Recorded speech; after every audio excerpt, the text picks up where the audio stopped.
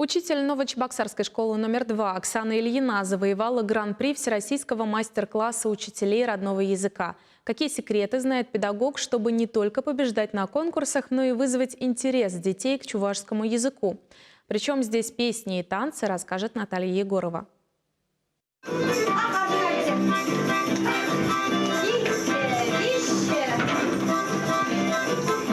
Это не урок музыки или хореографии. Так, на занятиях по чувашскому языку ребята изучают танцы народов нашей страны.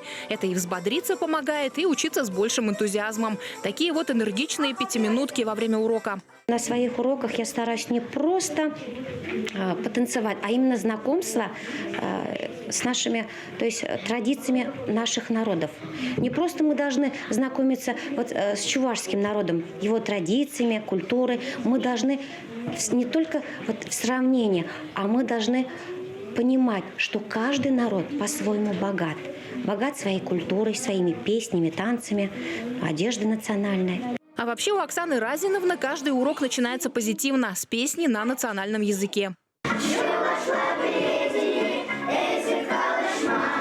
Это известный прием, когда язык учат по песням и фильмам в оригинале. Таким образом, слова запоминаются гораздо быстрее и легче. Ребята даже дома поют чувашские песни.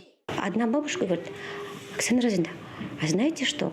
Вот у меня, говорит, внук Илья по телефону другой бабушке поет песни, которые изучает на уроке на чувашском языке. Да, они схватывают то, что я им предлагаю, и мне это приятно, это меня вдохновляет. Оксана Ильина работает в Новочебоксарской школе номер 2 четверть века. Интересно каждый день, говорит она, если любишь свое дело и общение с детьми. Придумывать для них увлекательные задания – это настоящий квест. Важно не дать заскучать ученикам ни на минуту, чтобы каждый урок проходил с пользой. Когда ребята вовлекаются в процесс и делают что-то своими руками, например, персонажи сказки, они легче запоминают слова. Например, хвост, хюре. Всероссийский мастер-класс учителей родного языка проходил в Москве в декабре. 36 лучших педагогов со всей страны были приглашены на очный этап. Главный приз достался Оксане Ильиной из Чувашии. Победа на таком престижном конкурсе, конечно, вдохновляет. Но самое главное в работе учителя – это когда ученики начинают понимать необходимость изучения языка. Интересные слова такие. Мне хочется тоже по-чувашскому научиться разговаривать. Интересно, я узнаю мой родной язык.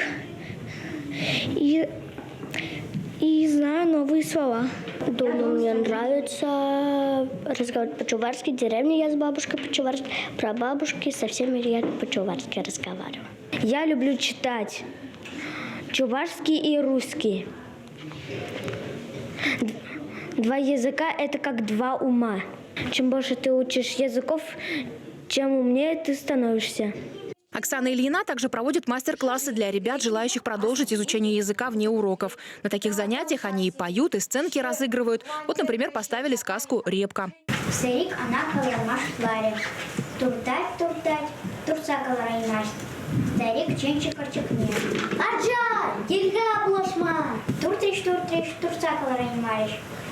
Есть у новочебоксарской учительницы и другие достижения. Оксана Ильина – победитель многих республиканских и межрегиональных конкурсов. Вместе со своими учениками активно участвует в фестивалях. И, конечно же, собирается и дальше продолжать открывать детям новые грани языка. Наталья Егорова, Виктор Степанов, Вести Чувашия.